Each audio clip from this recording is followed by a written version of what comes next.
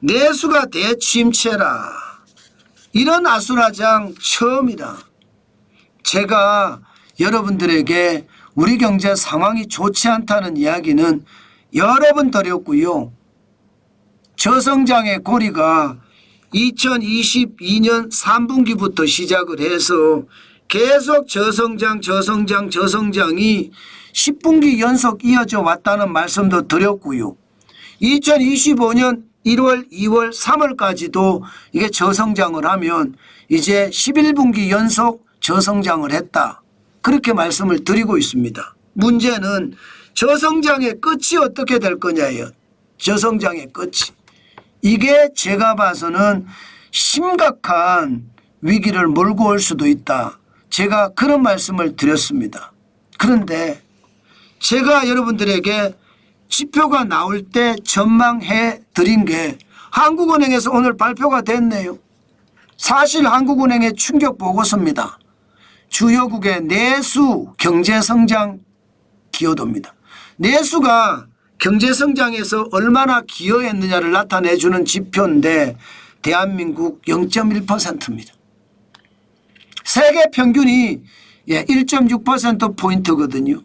그런데 대한민국은 0.1%포인트. 내수가 다 죽었다는 이야기죠.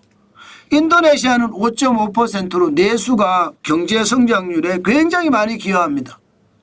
스페인은 2.8%고요. 영국은 2.4%.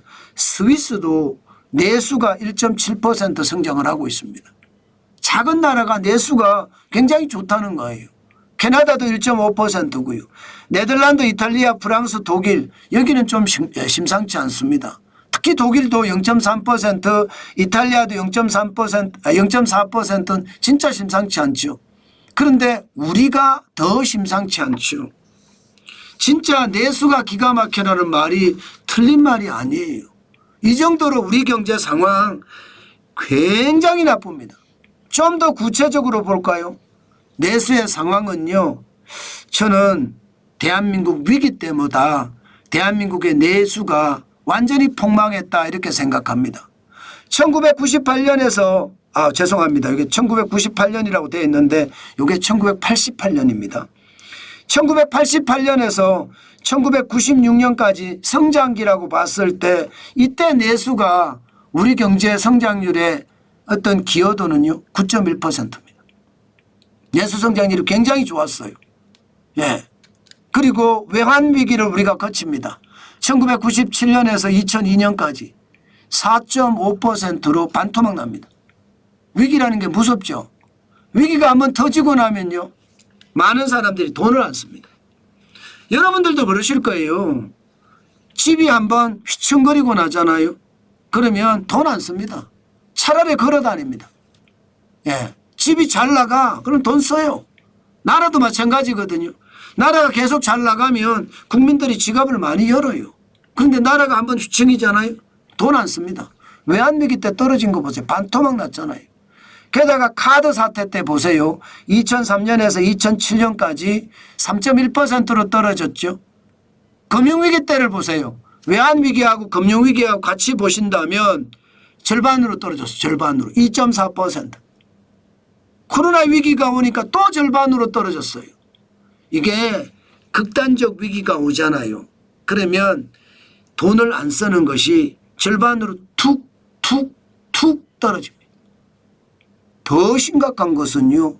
2024년은 이제 복합위기인데 이게 절반으로 떨어져야 되는데 절반이 아니에요.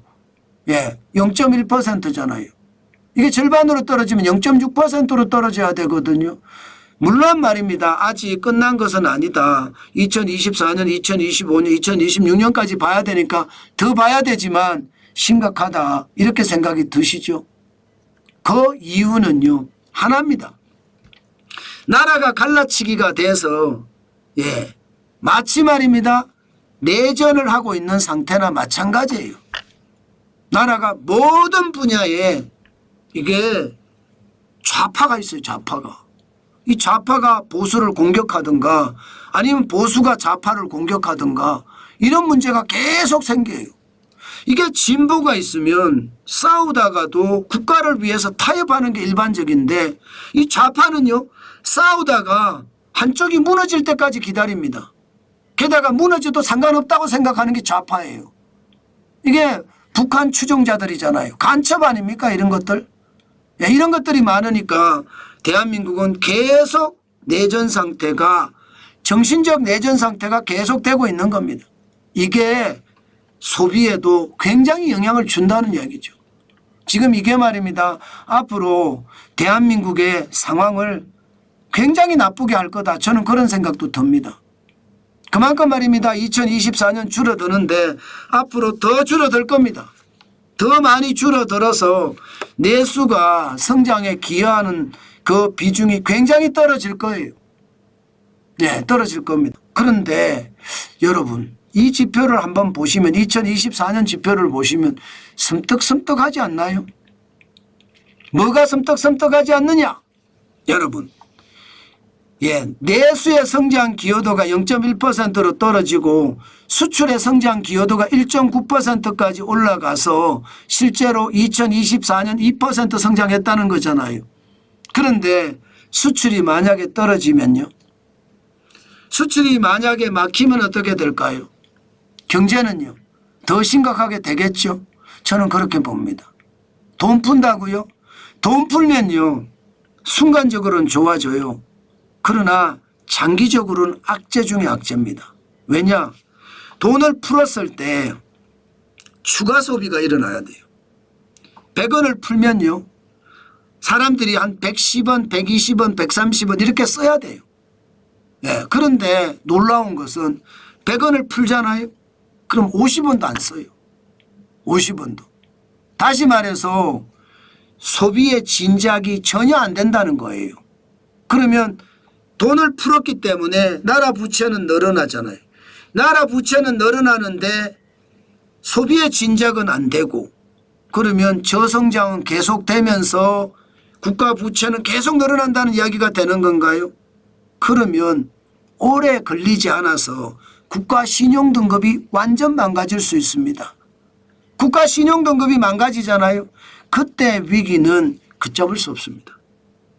글로벌 금융위기나 IMF 외환위기나 혹은 코로나 팬데믹의 위기나 그런 위기들보다 더 큰 위기가 닥칠 수도 있습니다.